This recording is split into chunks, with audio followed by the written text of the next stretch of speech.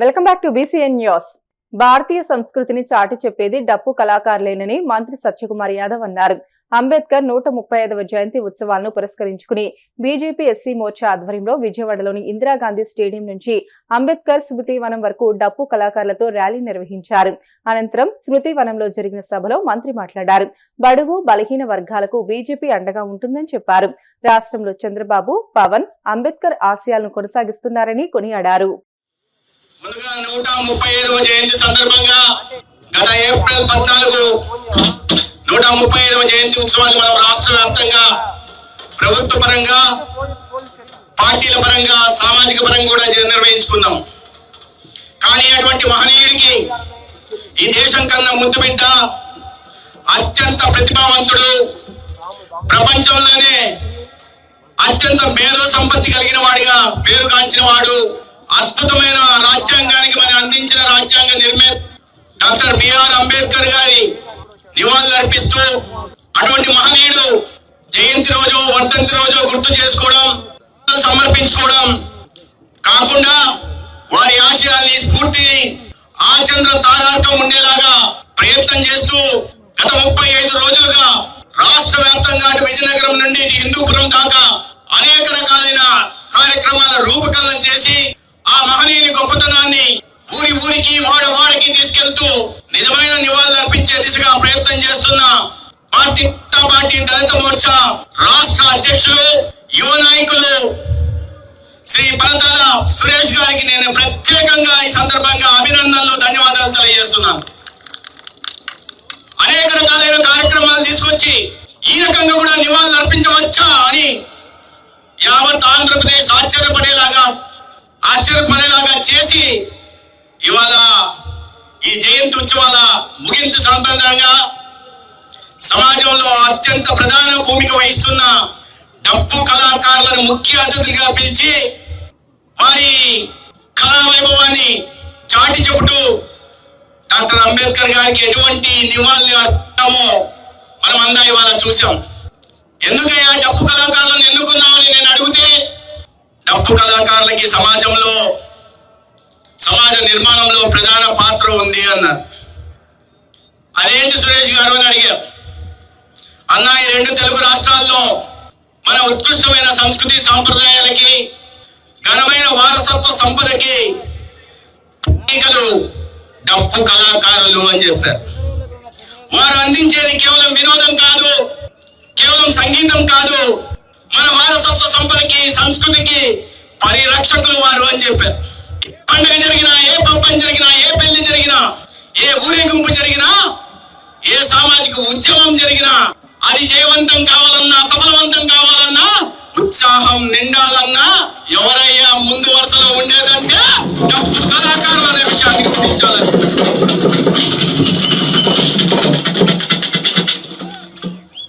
డప్పు వాయించడం అనేది కేవలం వినోదం కాదు, ఇది కేవలం సంగీతం కూడా కాదు.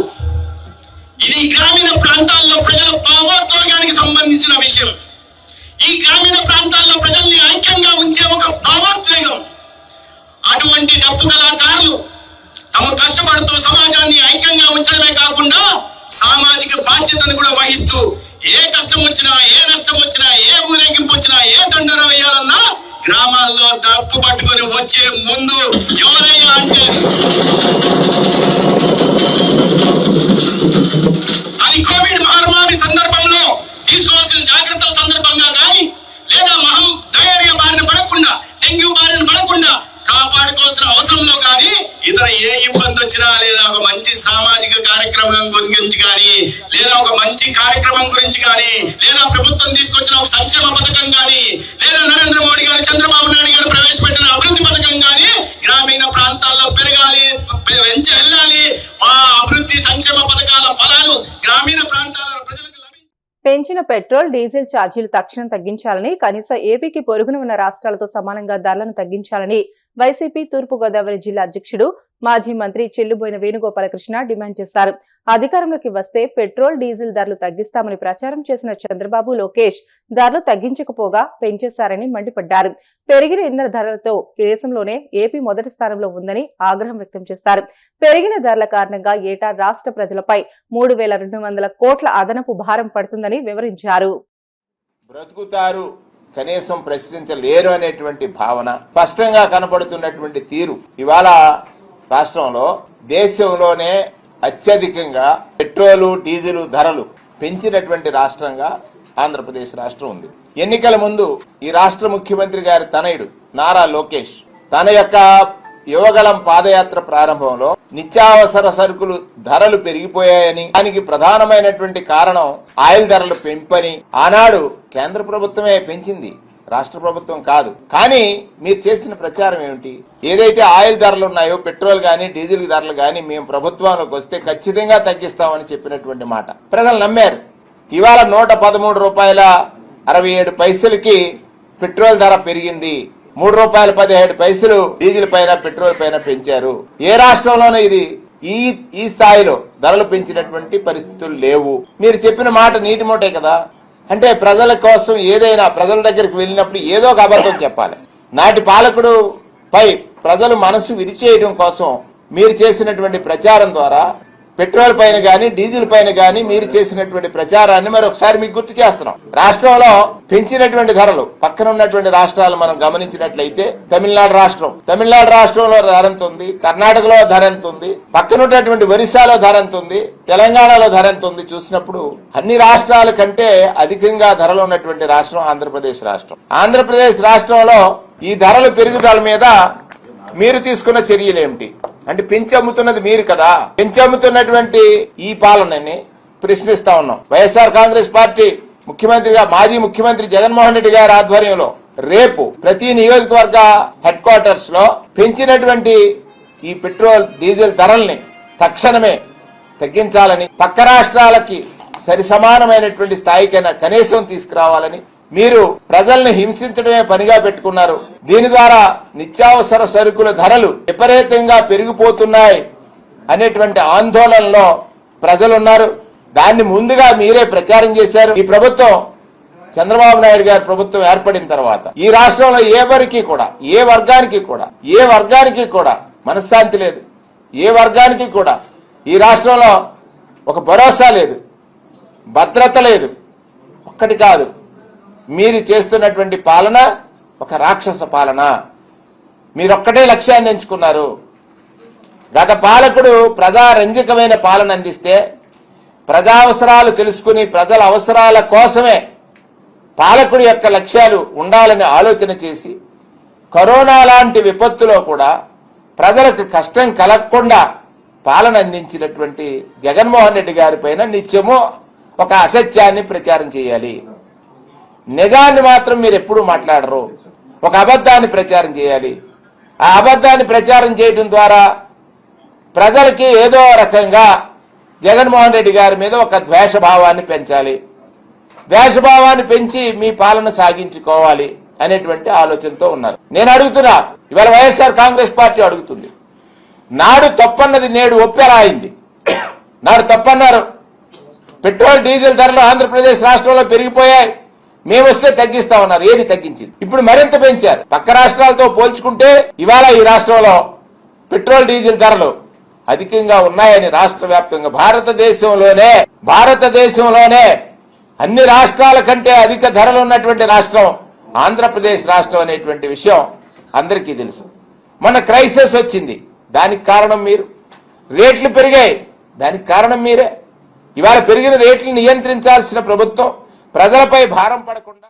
రాష్ట్రంలో పెట్రోల్, డీజిల్, నిత్యావసర వస్తువుల ధరల పెంపుపై ఏలూరు జిల్లా ఉంగుటూరులో వైసీపీ శ్రేణులు సోమవారం ఆందోళన చేపట్టారు. ప్రభుత్వం విధించిన పన్నులతో ప్రజలపై భారాలు మోపుతున్నారని ఆరోపిస్తూ మాజీ ఎమ్మెల్యే వైసీపీ ఇన్ఛార్జ్ పుప్పాల వాసుబాబు ఆధ్వర్యంలో పార్టీ నాయకులు, కార్యకర్తలు భారీ సంఖ్యలో ర్యాలీలో పాల్గొన్నారు. మండు టెండను సైతం లెక్క చేయకుండా ఉంగుటూరు హైవే నుంచి గ్రామం మీదుగా తహసీల్దార్ కార్యాలయం వరకు నినాదాలతో ర్యాలీ నిర్వహించారు. అనంతరం తహసీల్దార్ దుర్గాప్రసాద్ కు వినతి పత్రం సమర్పించి పెట్రోల్, డీజిల్ ధరలు తగ్గించడంతో పాటు నిత్యావసర వస్తువుల ధరలను నియంత్రించాలని డిమాండ్ చేశారు. మాజీ ముఖ్యమంత్రి వారి యొక్క పిలుపు మేరకు ఉంగుటూరు నియోజకవర్గంలో ఉంగుటూరు కేంద్రంలో ఈ మధ్యకాలంలో పెంచినటువంటి పెట్రోల్ డీజిల్ ధరల నియంత్రీకరణ కోసం, అంటే ధరలు తగ్గించడం కోసం ఈ రోజున ధర్నా కార్యక్రమం చేపట్టి వినతి పత్రం ఎంఆర్ఓ గారికి ఇక్కడ ఇవ్వడం జరిగింది. ముఖ్య ఉద్దేశం ఏదైతే ఎలక్షన్కి ముందు ఈరోజు ఏదో యుద్ధం జరుగుతుంది, 3 రూపాయలు రేటు పెంచుతున్నాం అని చెప్తున్నారు. ఇది 3 రూపాయలు అవచ్చు, రేపు పొద్దున్న 2 రూపాయలు, దాని ఇంకో మూడు చేసి 10 పెంచవచ్చు. కాకపోతే మేము అడిగేది ఏంటంటే ఎలక్షన్ టైంలో, ఎలక్షన్కి ముందు ఇదే కూటమి ప్రభుత్వం చంద్రబాబు నాయుడు గారు, లోకేష్, లేకపోతే పవన్ కళ్యాణ్ గారు, లేకపోతే కూటమి నేత అందరూ కూడా ఇతర రాష్ట్రాల పెట్రోల్ బంకులు, అంటే బెంగళూరు కానీ, కర్ణాటక కానీ, తమిళనాడు కానీ, ఇటు తెలంగాణ కానీ, ఒరిస్సా కానీ, మనకు బోర్డర్లో ఏ అయితే రాష్ట్రాలు ఉన్నాయో వాటి దగ్గరికి వెళ్ళి ఆంధ్రప్రదేశ్ రాష్ట్రంలో అందరికంటే ఎక్కువ రేటు ఉంది పెట్రోల్ రేటు, దానివల్ల పేద ప్రజలు ఇబ్బంది పడుతున్నారని చెప్పి రకరకాల మాటలు చెప్పి వాళ్ళు ఏమని చెప్పి స్పష్టమైన హామీ ఇవ్వడం జరిగింది. అది ఆ హామీని వాళ్ళు ఇచ్చిన మేనిఫెస్టోలో కూడా పొందుపరచడం జరిగింది. ఏమని ఇచ్చారంటే, మేము వచ్చిన తర్వాత ఏదైతే ఈ ప్రభుత్వం ఈ యొక్క పెట్రోల్ డీజిల్ మీద ఉన్నటువంటి వ్యాట్ ట్యాక్స్ ఏదైతే ఉందో ఆ వ్యాట్ ట్యాక్స్ని సగం తగ్గిస్తాం. అంటే 31% ఉన్నటువంటి వ్యాట్ ట్యాక్స్ని సగం 15.5% తగ్గిస్తాం.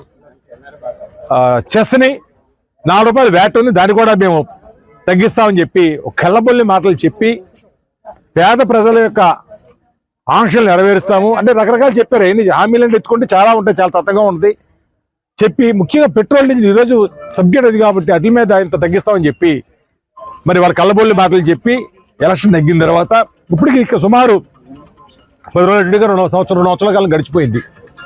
ఇప్పటికీ 1 పైసా ట్యాక్స్ ఎక్కడ తగ్గించారా? ఇప్పుడు తగ్గించలేదు. ఈరోజు మరి 3 రూపాయలు అడిషనల్ గా రేటు పెంచడం జరిగింది కేంద్ర ప్రభుత్వం.